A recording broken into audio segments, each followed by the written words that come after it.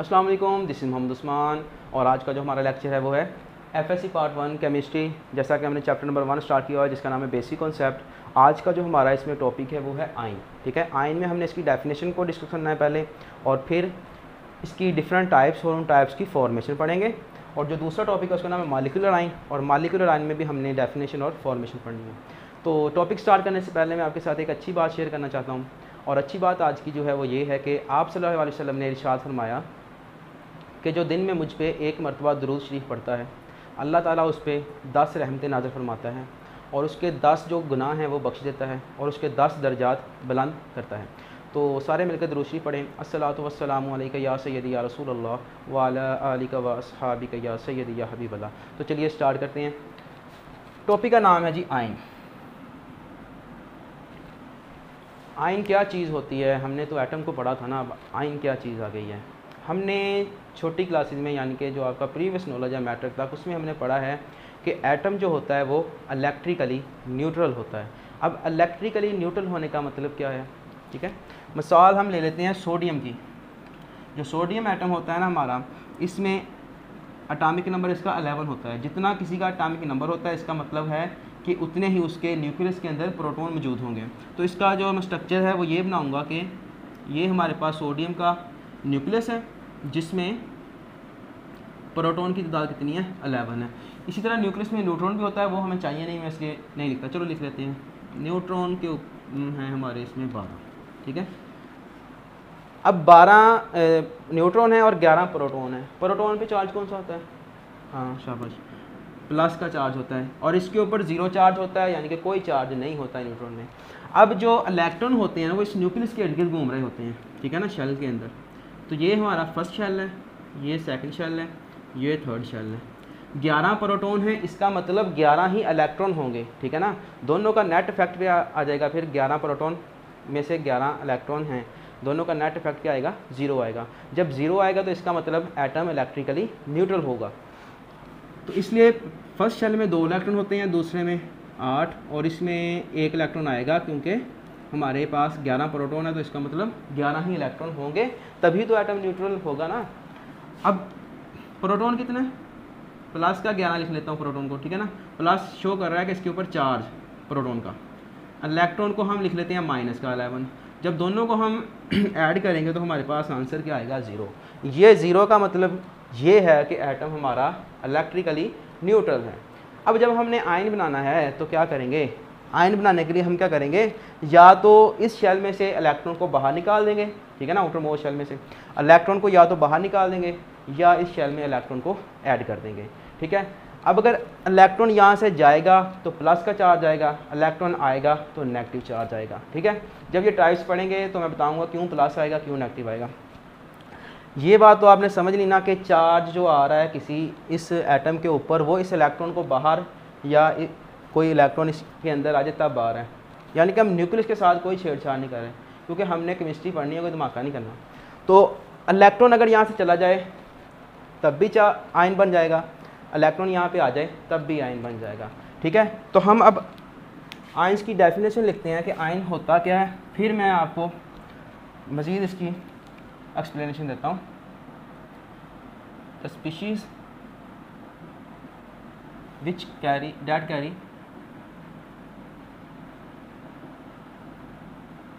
Electric charge, उसको हम क्या बोलते हैं? ऐसी कोई भी स्पीशीज़ जिसके ऊपर कोई इलेक्ट्रिक चार्ज हो उसको हम क्या कहते हैं? हम उसको आयन बोलते हैं। अब इस वर्ड इलेक्ट्रिक चार्ज का मतलब क्या होता है? इलेक्ट्रिक चार्ज का मतलब होता है प्लस चार्ज, पॉजिटिव चार्ज और नेगेटिव चार्ज। अब हमने यहाँ पे लिखा है प्लस चार्ज और नेगेटिव चार्ज। इसका मतलब आयन्स की कितनी टाइप्स हो जाएंगी? कुछ आयन जो होंगे वो प्लस चार्ज वाले होंगे और कुछ नेगेटिव चार्ज वाले होंगे।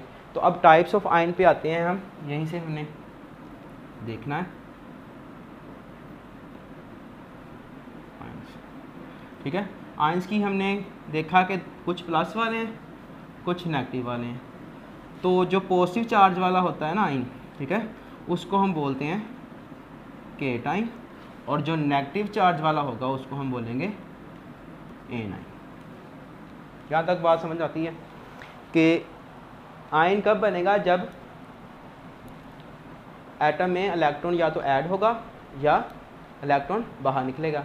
ठीक है, अब अगर दो कंडीशनें हैं ना हमारे पास, इसका मतलब दो आयन्स की टाइप्स हो जाएंगी। ठीक है, एक जिसमें इलेक्ट्रॉन बाहर निकला है उसको पॉजिटिव चार्ज कहेंगे, एक जिसमें इलेक्ट्रॉन अंदर आया है उस एटम को हम क्या कहेंगे कि वो नेगेटिवली चार्ज हो गया, यानी कि वो आयन बन गया। अब पॉजिटिव चार्ज वाले आयन को हम केटाइन बोलते हैं, नेगेटिव चार्ज वाले आयन को हम एनाइन बोलते हैं। इसको केटाइन क्यों बोलते हैं, इसको एनाइन क्यों बोलते हैं, इसके ऊपर भी हम बात करेंगे, लेकिन मैं पहले डिस्कस करूँगा कि केटाइन क्या होता है। ठीक है, और ये किस तरह से बनता है। तो चलें जी शुरू करते हैं। हमें केटाइन, केटाइन जैसा कि आपको पता है पॉजिटिव चार्ज वाला। अब पॉजिटिव चार्ज क्यों आता है इसके ऊपर। ठीक है, हम बात कर रहे हैं जी लिथियम की। लिथियम का एटॉमिक नंबर 3 होता है। एटॉमिक नंबर 3 है, मतलब प्रोटॉन कितने हो गए इसके न्यूक्लियस में, 3 प्रोटॉन हो गए। अब इलेक्ट्रॉन भी कितने होंगे, 3 ही इलेक्ट्रॉन होंगे। ठीक है,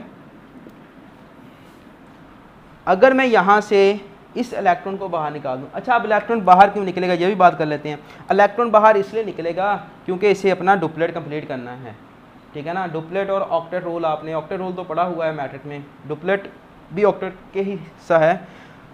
ऑक्टेट रूल ये होता है कि कोई भी जो एटम है ना वो स्टेबल होने के लिए अनर्ट गैस की कॉन्फ़िगरेशन हासिल करना चाहता है। अनर्ट गैस की कॉन्फ़िगरेशन क्या होती है कि उसके जो आउटर मोस्ट शेल होता है ना उसमें 8 इलेक्ट्रॉन कंप्लीट होते हैं। ठीक है, तो ये 8 इलेक्ट्रॉन कंप्लीट करना चाहता है, लेकिन इसके पास तो अपना एक है। अगर 5-6 होते तो हम कहते कि 2 इसको मिल जाएं तो ये 8 कंप्लीट कर ले, लेकिन इसके पास एक है। तो अगर ये एक निकाल ले तो ये शेल ख़त्म हो जाएगा। शेल ख़त्म हो जाएगा तो ये वाला शेल आपका जो नज़र आ रहा है इसमें 2 इलेक्ट्रॉन पहले ही है, इसमें और मज़ीद इलेक्ट्रॉन नहीं आ सकते, तो मतलब इसका डुप्लेट कंप्लीट हो जाएगा। ठीक है, तो ये स्टेबल हो जाएगा। तो आयन क्या क्यों बनता है, स्टेबल होने के लिए आयन्स बनते हैं। ठीक है ना, एटम स्टेबिलिटी चाहते हैं और स्टेबल होने के लिए वो क्या करते हैं, या तो इलेक्ट्रॉन दे देते हैं किसी को या इलेक्ट्रॉन ले लेते हैं। ठीक है, हम इस बहस में नहीं जा रहे हैं, हम जल्दी जल्दी इसको ख़त्म करते हैं कि अब ये इलेक्ट्रॉन यहाँ से बाहर निकलेगा। इलेक्ट्रॉन बाहर निकालने के लिए हमें क्या चाहिए, एनर्जी चाहिए। जब हम इसको एनर्जी देंगे ये इलेक्ट्रॉन भाई साहब यहाँ पे पहुँच जाएंगे। यहाँ पे पहुँचने का मतलब अब शेल ख़त्म हो गया है, अंदर 2 इलेक्ट्रॉन रह गए। पहले क्या था, प्रोटॉन कितने थे, प्लस के 3 इलेक्ट्रॉन, प्लस का मतलब है कि प्रोटॉन है। ठीक है ना, और नेगेटिव का मतलब है इलेक्ट्रॉन है। इलेक्ट्रॉन भी 3 थे, तब तो नेट चार्ज 0 था। अब क्या हुआ, ये इलेक्ट्रॉन ख़त्म हो गया है, तो यहाँ पे कितने इलेक्ट्रॉन रह गए, 2 इलेक्ट्रॉन रह गए।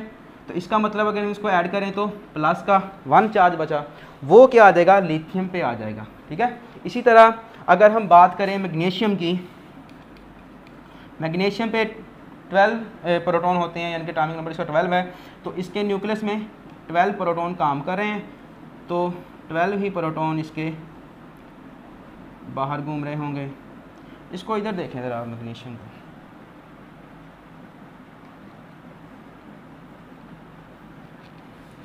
टू इलेक्ट्रॉन, 8 इलेक्ट्रॉन, और ये 1 इलेक्ट्रॉन, ये 1 इलेक्ट्रॉन।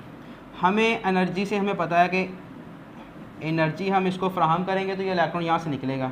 हम इसको एनर्जी देंगे, energy in the form of photon देते हैं हम इसको। ठीक है, तो ये इलेक्ट्रॉन साहब यहाँ से बाहर निकल गए। ठीक, यहाँ पे इलेक्ट्रॉन ख़त्म हो गया, इसके ऊपर 1 प्लस आ गया। अब इसको तो अपना ऑक्टेट कंप्लीट करना है ना, इस इलेक्ट्रॉन को भी दे के ये इसमें आ जाएगा, ज़्यादा स्टेबल होना चाहता है। ठीक है ना, स्टेबिलिटी चाहता है। तो क्या होगा कि हम इसको एनर्जी देंगे इस इलेक्ट्रॉन को, तो ये भी यहाँ से बाहर निकल जाएगा। लेकिन अब बात हम ये करें कि जितनी इस इलेक्ट्रॉन को एनर्जी दी थी, आया कि उतनी ही इसको देंगे या और ज़्यादा थोड़ी सी चाहिए इससे या कम चाहिए। तो बात ये है कि अगर इसने हमारे मिसाल के तौर पर 15 पैकेट एनर्जी के लिए, ठीक है ना, इस इलेक्ट्रॉन जो यहाँ पे था और यहाँ से बाहर निकल गया, तो अगर इसको निकालना है ना तो हमें एनर्जी के हो सकता है 20 पैकेट देने पड़े, यानी कि इससे ज़्यादा एनर्जी इसको देनी पड़ेगी। ठीक है ना, थोड़ी सी, तो ये यहाँ से बाहर निकलेगा। तो इसका मतलब ये यहाँ से बाहर निकल गया है। ठीक है ना, बाहर निकलने का मतलब ये शेल ही ख़त्म हो गया है। ठीक है, अब जो आउटर शेल है वो आपका ये वाला है। अब प्रोटॉन तो कितने हैं, 12 ही हैं। इलेक्ट्रॉन कितने हैं, 8 और 2 10, नेगेटिव का चार्ज है। ऐड करेंगे तो +2 आएगा आंसर।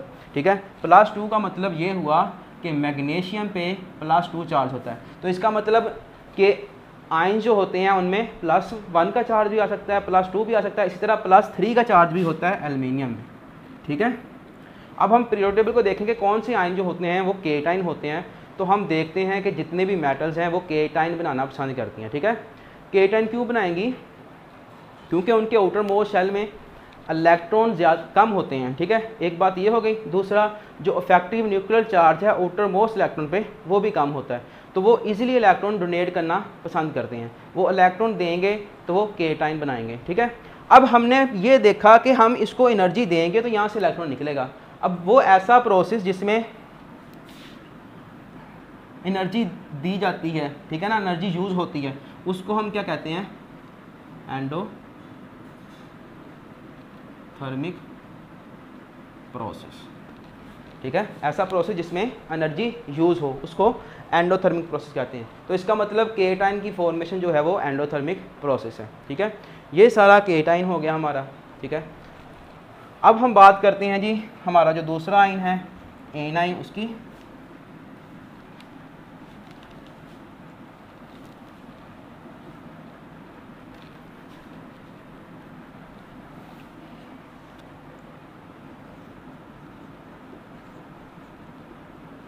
एनाइन उसको बोलते हैं जिसके ऊपर नेगेटिव चार्ज है। ठीक है, हम एग्जांपल लेते हैं क्लोरीन की। क्लोरीन का एटॉमिक नंबर होता है 17, मतलब इसके जो अंदर जो प्रोटॉन है न्यूक्लियस में वो कितने हैं? 17 न्यूक्लियस हैं।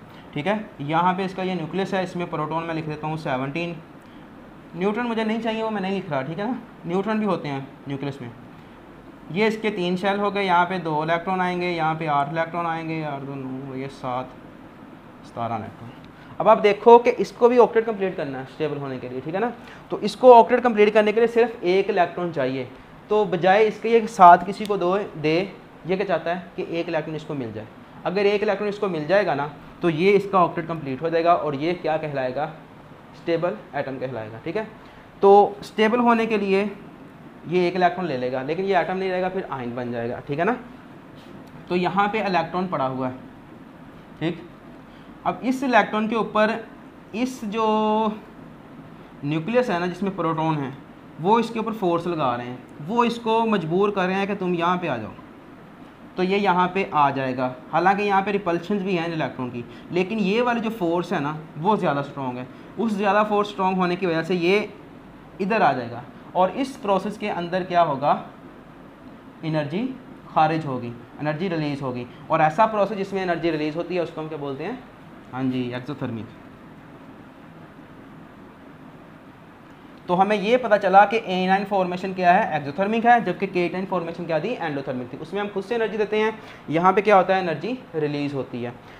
अब क्योंकि 1 इलेक्ट्रॉन यहाँ पे आया है और इसका 8 ऑक्टेट कंप्लीट हो गया है, तो इसका मतलब क्लोरीन पे हमेशा -1 चार्ज देखने को मिलेगा। इसी तरह जो इसके ग्रुप के बाकी बहन भाई हैं जिसमें फ्लोरीन है, बोरोमीन है, आयोडीन है, इन सब पे -1 चार्ज होता है। और मोस्टली जो नॉन मेटल्स होती हैं वही एनाइन बनाने की कोशिश करती हैं। ठीक है ना, मोस्टली नॉन मेटल्स एनाइन को बनाती हैं।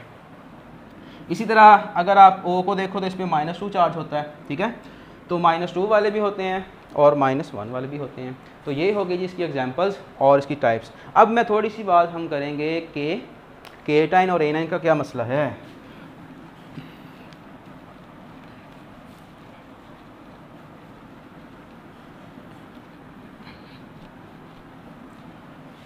हमने कहा कि केटाइन इसको क्यों बोलते हैं और एनाइन को एनाइन क्यों बोलते हैं। तो हमारे पास 2 सेल होते हैं इलेक्ट्रोकेमिस्ट्री के अंदर, एक इलेक्ट्रोलाइटिक सेल और एक गैल्वानिक सेल। ठीक है, मैं दोनों ही सेलों को बना लूँगा यहाँ पे। ये जो बना रहा हूँ ना इसके अंदर ये क्या होते हैं? इलेक्ट्रोड होते हैं। नहीं पता तो हम आगे जाकर पढ़ लेंगे, वैसे मैट्रिक में है ये। एक सेल में हम क्या करते हैं, इसको मैं कहता हूँ कि एनोड है मेरा। ठीक है, इसको हम कह लेते हैं कि ये हमारा कैथोड है। इसको मैंने यहाँ पे पॉजिटिव टर्मिनल से जोड़ दिया, इसको नेगेटिव टर्मिनल से जोड़ दिया।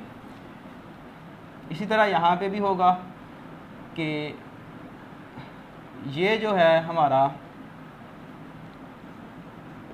कैथोड हो गया, इसको हमने पॉजिटिव टर्मिनल से जोड़ दिया, और ये जो है हमारा वो एनोड क्या देते हैं इसको, इसमें हमने नेगेटिव टर्मिनल से जोड़ दिया। ठीक है ना, एक कहानी यही है कि एक में क्या किया है, बैटरी के पॉजिटिव टर्मिनल को एनोड से जोड़ दिया है, एक में क्या कि बैटरी के पॉजिटिव टर्मिनल को हमने कैथोड से जोड़ दिया। ठीक है, अब मैंने मुख्तलिफ टीचर से सुना है, तो जब मैं पढ़ता था तो एक टीचर ने हमें बताया था कि इसको केटाइन क्यों कहते हैं। उन्होंने कहा था कि केटाइन हम इसको इसलिए कहते हैं कि हमने यहाँ पे सोल्यूशन लिया हुआ है, मिसाल के तौर पे Na और Cl का, जब उसको पानी में हल करेंगे तो Na पॉजिटिव ज़्यादा हो जाएगा, Cl नेगेटिव ज़्यादा हो जाएगा। ठीक है, उन्होंने कहा कि केटाइन हम इसको इसलिए कहते हैं क्योंकि जो कैथोड है उस पर चार्ज कौन सा है, मैं यहाँ पे इसको लिख लेता हूँ कि ये हमारे पास नेगेटिव चार्ज है, ये प्लस का चार्ज है। ठीक है, कैथोड पे चार्ज कौन सा है, नेगेटिव, तो यहाँ पे कौन सा इलेक्ट्रोड आएगा, आयन आएगा। अब नेगेटिव की तरफ ज़ाहिर सी बात है पॉजिटिव आयन जाएगा, तो यहाँ पे सारा का सारा पॉजिटिव इसको घेर लेगा। ठीक है, क्योंकि इस कैथोड के ऊपर पॉजिटिव चार्ज जा रहा है, तो इसलिए हम इसको केटाइन कहते हैं। एक बात हो गई। दूसरी बात, एनोड को A9, कुछ लोगों का कहना है कि एनोड जो है ना, A9 जो है वो एनोड से निकला है। अब इस एनोड के ऊपर पॉजिटिव चार्ज है, तो नेगेटिव चार्ज किधर जाएगा, सारे का सारा इस पॉजिटिव इलेक्ट्रोड पे, जिसको हम एनोड कहते हैं। तो एनोड की वजह से हम इसको A9 कहते हैं। ये एक कहानी होगी। दूसरी कहानी पे आ जाओ। ये क्या है कि यहाँ पे जो हमारा कैथोड है उसको मैंने पॉजिटिव चार्ज से जुड़ा हुआ है, यहाँ पे भी हमने Na का सोल्यूशन ही लिया हुआ है। ठीक है ना, Na ज़्यादा है, Cl ज़्यादा है, इस पर पॉजिटिव चार्ज है, इस पर नेगेटिव चार्ज है। अब यहाँ पे कहानी टोटली इसका जो है ना वो उल्ट है। यहाँ पे क्या है कि जो पॉजिटिव चार्ज है ये हमारा कैथोड है। ठीक है, पॉजिटिव चार्ज वाला जो इलेक्ट्रोड है वो क्या है, कैथोड है। तो एक टीचर ने कहा कि हम इसको कैथोड, केटाइन को कैथोड इसलिए केटाइन को हम पॉजिटिवली चार्ज इसलिए कहते हैं, या केटाइन इसलिए कहते हैं क्योंकि कैथोड के ऊपर कौन सा चार्ज है, पॉजिटिव चार्ज है, तो इसलिए केटाइन इसको बोल रहे हैं। और एनोड को हम, एनोड से वर्ड निकला है A9। ठीक है ना, तो इसका मतलब A9 इसको इसलिए बोलते हैं क्योंकि एनोड पे नेगेटिव चार्ज है। ठीक है, ये दो कहानियाँ हैं, लेकिन इनकी मुझे तो कोई समझ नहीं आई। आपने वैसे याद रखना है कि केटाइन पे जो होता है वो पॉजिटिव चार्ज होता है, A9 पे जो होता है वो नेगेटिव चार्ज होता है। याद रखना कोई मुश्किल नहीं है। तो ये जो साइंटिस्ट थे जिन्होंने इलेक्ट्रोलाइटिक और गलवानिक 2 सेल बनाए थे, उन्होंने डिफरेंट बैटरी से, मतलब कभी कैथोड को पॉजिटिव से जोड़ दिया, कभी कैथोड को नेगेटिव से जोड़ दिया। तो ये हमारा कैथोड है, नोड पे कोई चार्ज नहीं होता। ठीक है ना, कुछ टीचर का कहना है कि कैथोड पे पॉजिटिव चार्ज होता है, कुछ का कहना है कि कैथोड पे नेगेटिव चार्ज होता है। तो इसका कैथोड पे कोई चार्ज नहीं होता। असल में हमारा कैथोड जिस बैटरी के टर्मिनल से जोड़ा गया है उस पर वो चार्ज होगा। ठीक है, अब हमारा जो था टॉपिक आयन वाला वो तकरीबन ख़त्म हो गया। इसमें लास्ट चीज़ है कि ये तो हमने देखे थे ना एटॉमिक आयन, ठीक है ना, जिसमें सिर्फ और सिर्फ सिंगल एटम के आयन बन रहे थे। जैसे H का बन गया प्लस का, लिथियम का प्लस का बना, सोडियम का प्लस का बना, Mg का +2 का बना, Al का +3 का बना, इसी तरह Cl का -1, O का -2, ठीक है, और Br -1, ये वाले बने। ठीक है, अब वो कहता है कि सब में सिंगल एटम है। अगर हमारे पास ग्रुप ऑफ एटम हो,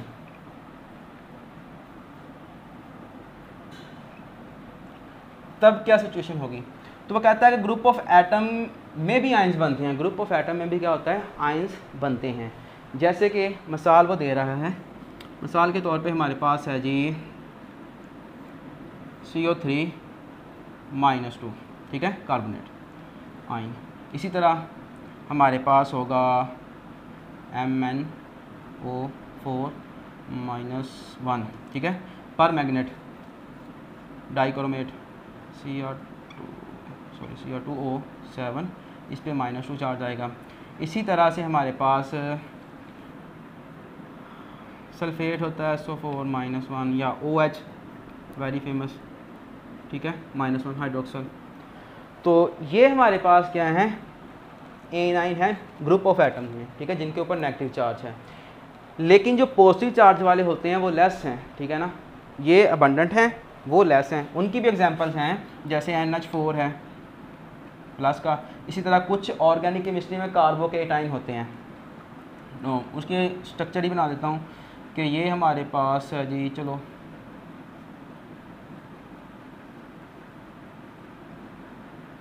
अगर यहाँ पे प्लस है तो ये कार्बोकेटाइन है, ठीक है, इसको टर्शियरी कार्बोकेटाइन कहते हैं। इसी तरह सेकेंडरी भी होता है, प्राइमरी भी होता है। तो इनकी लेकिन एग्जांपल्स क्या हैं, कम हैं, इनकी एग्जांपल ज़्यादा है, ये ज़्यादा पाए जाते हैं, ये कम पाए जाते हैं। अब ये आयन का टॉपिक हमारा ख़त्म हो गया है। तो अब हम चलते हैं जी नेक्स्ट मॉलिक्यूलर आयन पे जल्दी जल्दी से।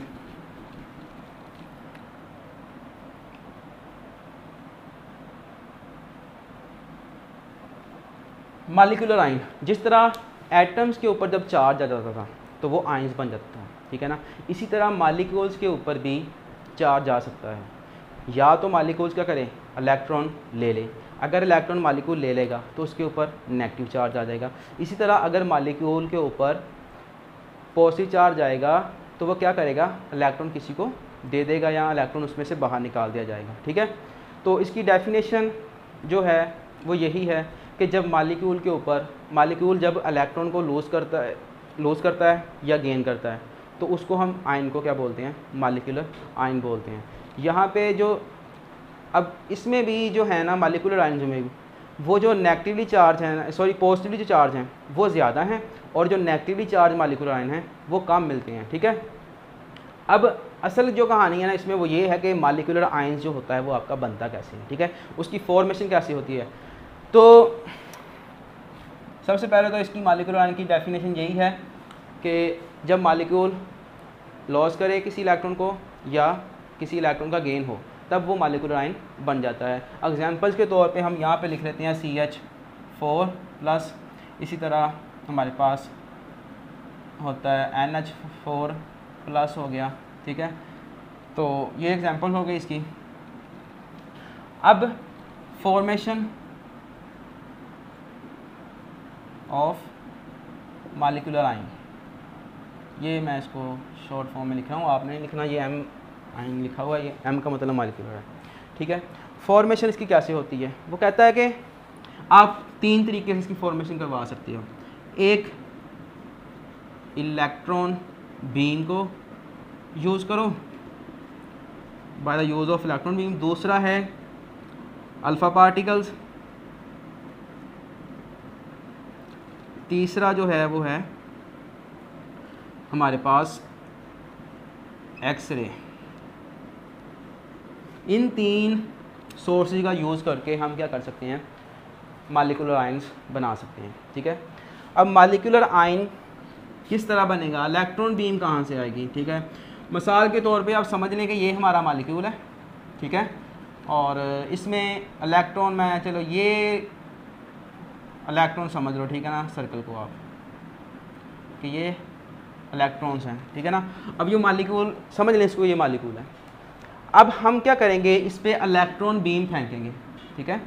इलेक्ट्रॉन बीम क्या होती है, फास्ट मूविंग इलेक्ट्रॉन की बीम होती है। अब ये कहाँ से पैदा होती है, मोस्टली ना फिलामेंट जो होते हैं, टंगस्टन का फिलामेंट मोस्टली यूज़ किया जाता है इलेक्ट्रॉन बीम के लिए। तो ये हमारे पास उस फिलामेंट की सोर्स है, बल्ब टाइप होता है ये, ठीक है। तो यहाँ से क्या होगा, फास्ट मूविंग इलेक्ट्रॉन जो होंगे ना वो इधर को मूव कर रहे होंगे। अब रास्ते में हमने क्या रख दिया, मॉलिक्यूल रख दिया, और मॉलिक्यूल के अंदर क्या है, इलेक्ट्रॉन्स हैं। जब ये वाला इलेक्ट्रॉन इसके साथ टकराएगा ना तो इसको भी निकाल बाहर करेगा, ठीक है। तो इसकी वजह से जब यहाँ से इलेक्ट्रॉन निकलेगा इस पर क्या आ जाएगा, +1 चार्ज। और ये वाला अगर इसके साथ टकरा जाता है, मिसाल के तौर पर ये इसके साथ टकराता है तो यहाँ से इसको भी निकाल बाहर करेगा। टक्कर होगी ना, धक्का लगेगा तो ये लाइन से बाहर हो जाएगा, या कोलिजन आप बोलो, ठीक है ना। तो जब ये यहाँ से बाहर निकलेगा तो एक प्लस इसका आ जाएगा, दोनों का कितना हो गया, +2 चार्ज हो गया, ठीक है। इस तरह से फास्ट मूविंग इलेक्ट्रॉन को की बौछार इस पर करवा के हम इसको मॉलिक्यूलर आयन बना सकते हैं। दूसरा जो तरीका है अल्फ़ा पार्टिकल। अल्फ़ा पार्टिकल तो आपको पता ही होगा, अल्फ़ा पार्टिकल हम कहते हैं हीलियम के न्यूक्लियस को। हीलियम क्या होती है, इनर्ट गैस है, एटॉमिक नंबर इसका 2 होता है, मतलब इसके न्यूक्लियस में प्रोटॉन कितने हो गए, 2 हो गए, और प्रोटॉन 2 हैं तो इलेक्ट्रॉन भी कितने होंगे, 2 होंगे। जब हम ये दोनों इलेक्ट्रॉन यहाँ से बाहर निकाल दें, ठीक है ना, तो ये शेल साहब ख़त्म हो जाएंगे, पीछे क्या बचेगा, हीलियम का न्यूक्लियस। हीलियम का न्यूक्लियस ही क्या होता है, जिसमें न्यूट्रॉन भी होते हैं 2। ये हीलियम के न्यूक्लियस को हम क्या कहते हैं, अल्फ़ा पार्टिकल कहते हैं। अब आपने क्या करना है, इसी तरह से ये एटम है, सॉरी मालिक्यूल है जिसमें ये इलेक्ट्रॉन्स मैंने बनाए हैं, ठीक है। यहाँ पे आप कोई सोर्स ले लें,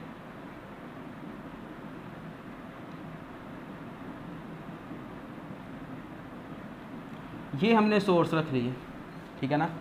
अब सोर्स हम यहाँ पे क्या लेंगे, कोई ऐसा एलिमेंट लेंगे जो अपने अंदर से अल्फ़ा पार्टिकल निकाल रहा है, जैसे यूरेनियम होता है, ठीक है। यूरेनियम ले लें, यहाँ पर रेडियम ले लें, तो यहाँ से क्या होगा कि ये अल्फ़ा पार्टिकल यहाँ से बाहर निकल रहे हैं।